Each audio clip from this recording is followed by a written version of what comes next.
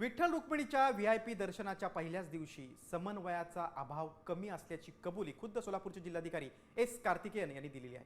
श्री विठ्ठल रुक्मिणीचं व्हीआयपी दर्शन मुख्यमंत्र्यांच्या आदेशाने बंद करण्याचा निर्णय घेतल्याचं त्यांनी सांगितलंय।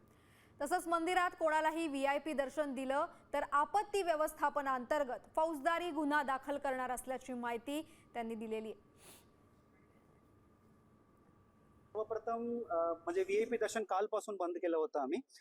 पहिला दिवस असल्यामुळे काही कोऑर्डिनेशन इश्यू होत्या, तो सुद्धा आम्ही काल रात्रीच सगळे डिपार्टमेंटला बोलून घेऊन आम्ही पूर्णपणे सॉर्ट आउट केलेली आहेत। 8 पासून व्हीआयपी दर्शन पूर्णपणे बंद करण्याचं काटकोरपणे पालन झालं असेल तुम्हाला दिसेल।